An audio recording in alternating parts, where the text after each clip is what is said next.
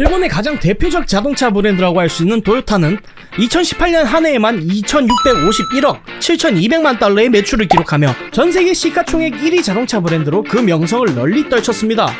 하지만 이런 밝은 면 뒤에는 여러가지 논란의 주인공이기도 했죠. 전범기업, 급발진 게이트, 도요타 리콜 사태 등등 여러가지 논란으로 인해 곤혹을 겪기도 했습니다. 그리고 이뿐만이 아니라 불명예스러운 타이틀이 하나 더 있습니다. 바로 테러리스트가 제일 사랑하는 자동차! 심지어 온라인상에서 테러리스트의 3대 필수품이라 불리며 AK 소총, 알라이 요술봉이라 불리는 RPG-7 로켓 발사기, 그리고 도요타 픽업 트럭이 마지막이라 불릴 정도로 각종 군벌, 무장단체 등이 사용하는 차량 브랜드로 악명이 매우 높습니다. 그러면 과연 왜 테러리스트들은 도요타 자동차를 애용하는 것일까요? 이번 시간엔 테러리스트들이 도요타 자동차에 목매는 이유에 대해 알려드릴까 합니다.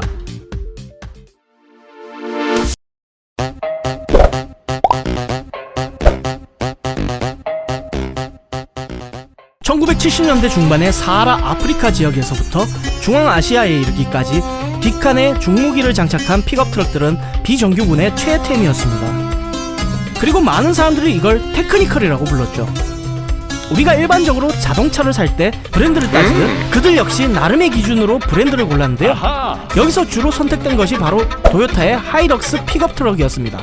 이유는 바로 경이로운 내구성에 있었습니다. 하이럭스는 지구상에서 가장 튼튼하고 신뢰성 있는 자동차에 속합니다.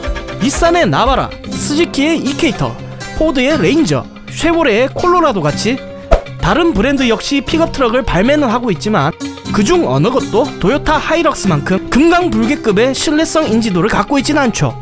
BBC에서 방송된 톱기어의 한 전설적인 에피소드에서 이를 증명하기도 했습니다. 하이럭스를 바다에 빠뜨리고 캠핑카를 떨어뜨리고 심지어 폭발하는 아파트 옥상에서 방치했지만 결국 파괴하는 데 실패하여 이 트럭의 터프함을 증명했죠. 도요타 픽업 트럭이 최초로 활용된 것은 바로 1970년대 사라위의 인민해방군이 모로코와 싸울 때였습니다. 이후 1980년대에 리비아와 차드의 분쟁에서 광범위하게 토요타 픽업 트럭이 이용되면서 이 전쟁은 이름까지 도요타 전쟁으로 알려지게 되었습니다. 소말리아의 내전부터 아프가니스탄 탈레반의 하이럭스 전격전에 이르기까지 1990년대 도요타 하이럭스는 게릴라의 신세대 아이콘으로 자리 잡았습니다. 하이럭스의 이런 매력 덕분에 심지어 미국이나 그 동맹국의 특수부대도 분쟁에서 이를 사용했고 적군과 아군 모두 하이럭스를 사용하는 웃지 못할 상황까지 벌어졌습니다. 그렇다면 과연 도요타는 반군이나 테러리스트들이 자신들의 차량을 애용하는 상황에 대해 뭐라고 할까요?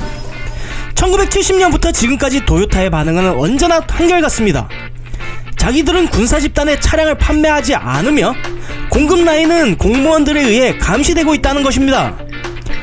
수십 년에 걸친 의문에도 불구하고 도요타사가 이 문제에 개입된 사실은 발견되지 않았습니다.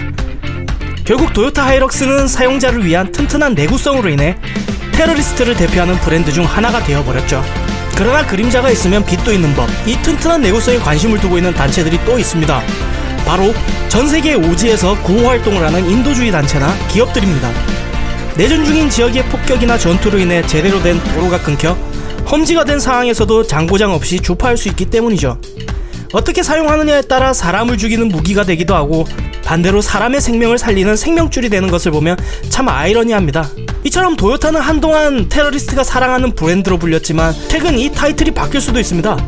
바로 국산 기업인 현대 기아로 말이죠.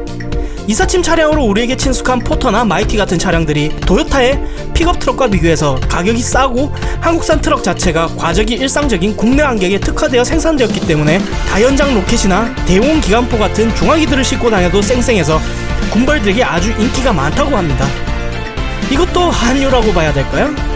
어쩌면 앞으로는 현대기아가 테러리스트의 브랜드로 불릴지도 모릅니다.